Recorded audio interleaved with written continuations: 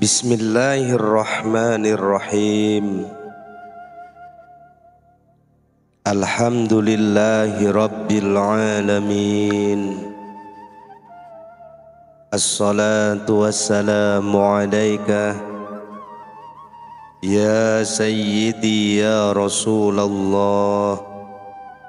Khudh biyadi qallat hilati adrikni.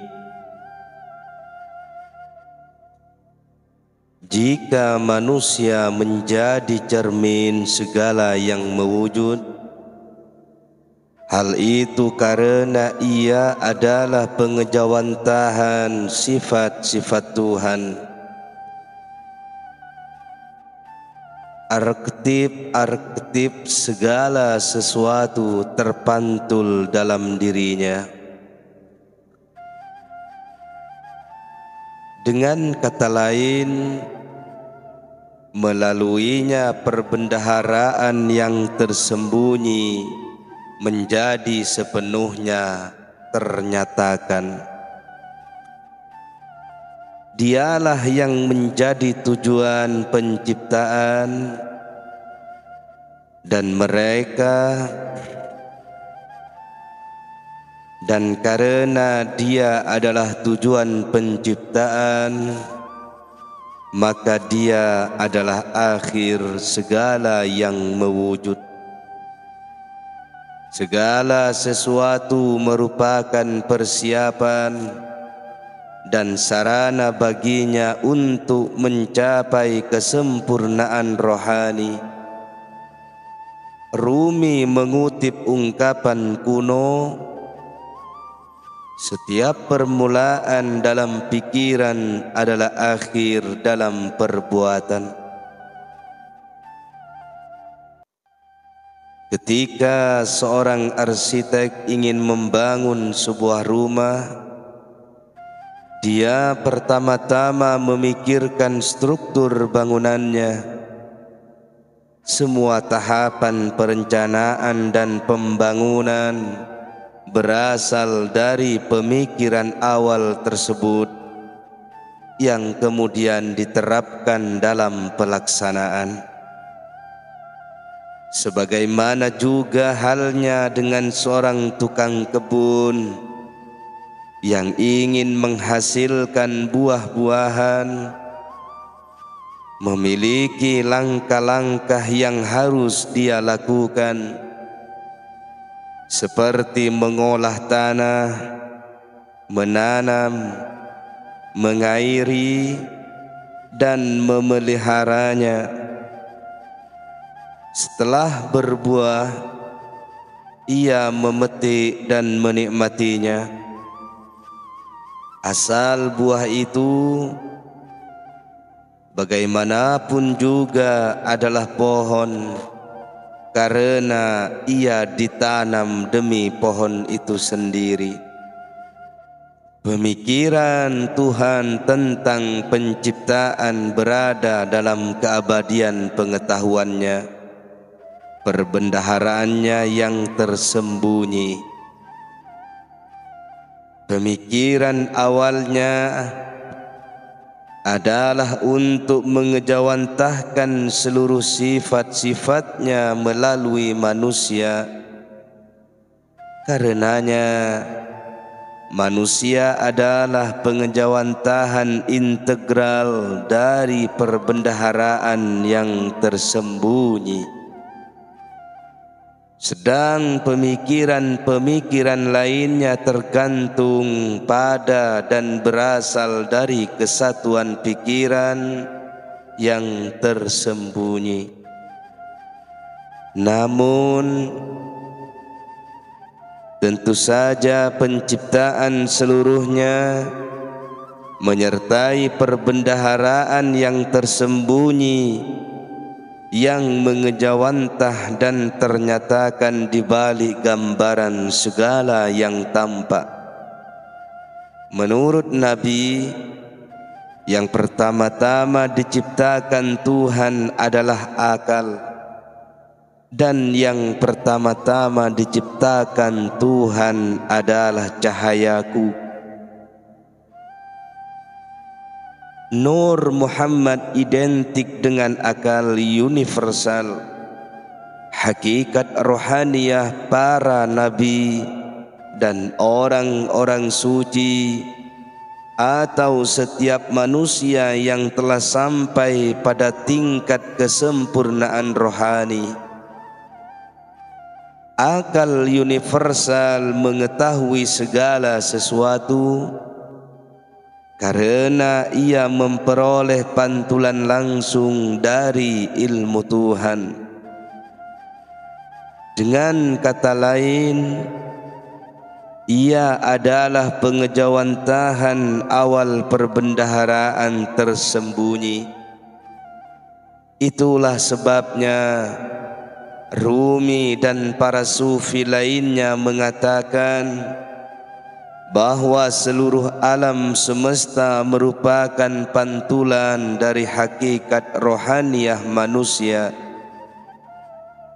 Karenanya, sekalipun manusia tampak sebagai bagian dari alam, namun sesungguhnya ia merupakan bagian dari manusia. Jadi, taulah kalian bahwa langit merupakan pantulan dari daya pencerahan manusia. Bukankah akal yang pertama kali tercipta dari tangan kekuasaan Tuhan?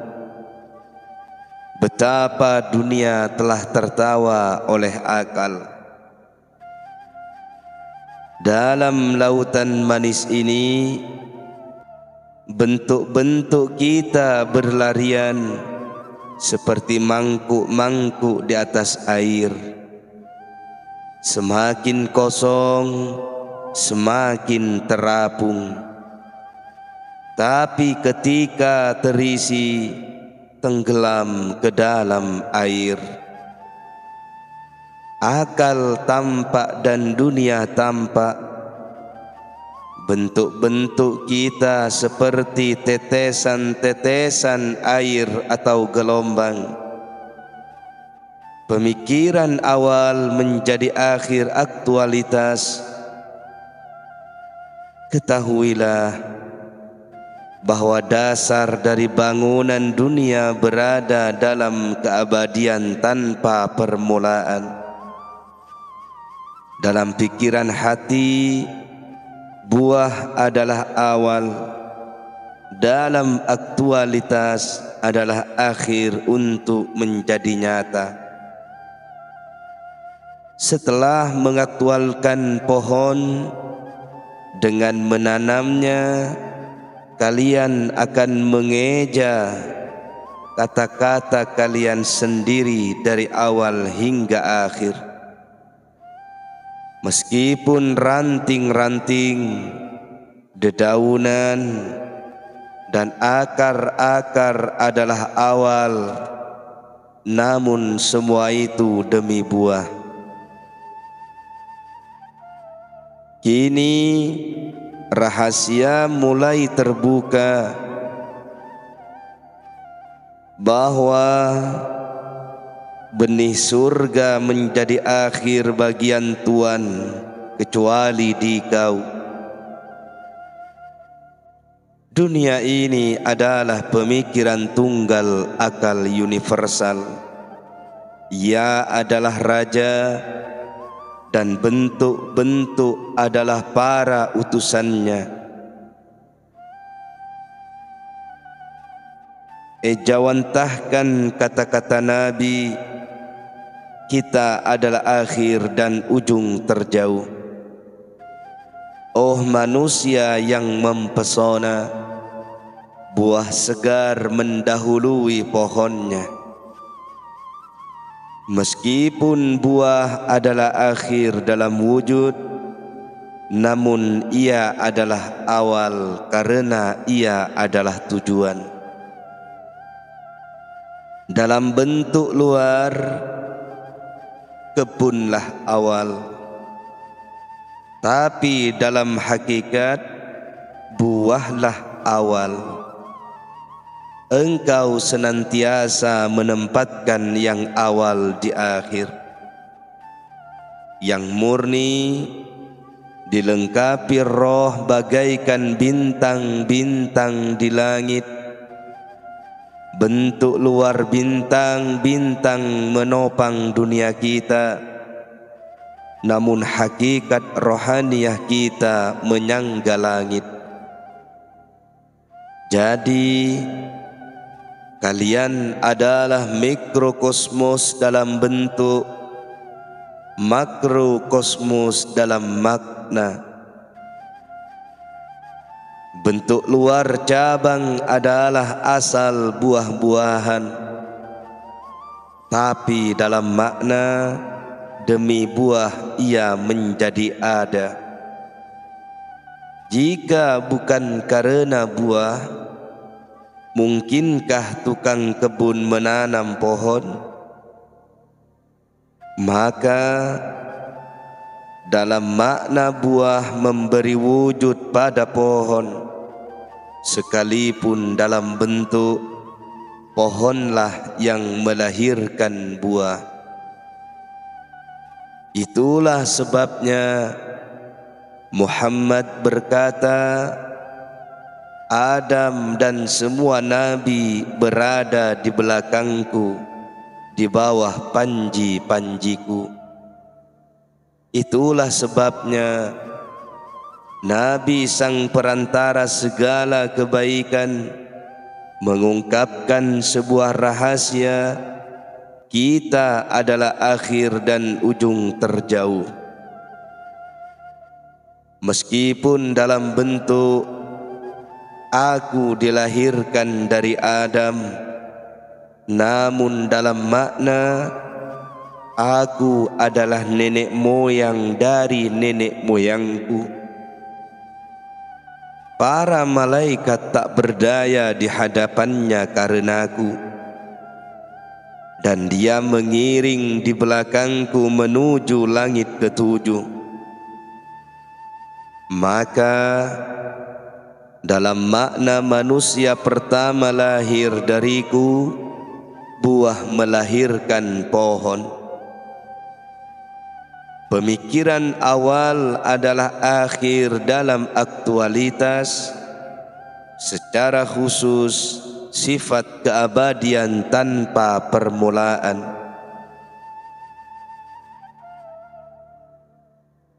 Ada di antara manusia yang mengatakan bahwa dunia abadi. Perlukah kata-kata mereka ditanggapi secara serius? Ada pula yang mengatakan bahwa dunia lebih dulu ada. Bukan, para nabi dan orang-orang sucilah yang lebih dulu mewujud daripada dunia ini. Karena Tuhan meletakkan penciptaan dunia dalam roh-roh mereka, dan setelah itu dunia baru mendapatkan wujudnya. Maka pada merekalah pengetahuan yang sesungguhnya tentang asal-usul dunia.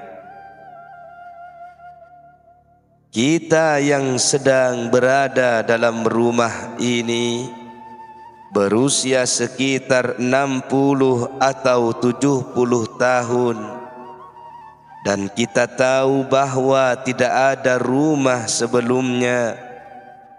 Maka adanya rumah ini baru sekitar beberapa tahun yang lalu.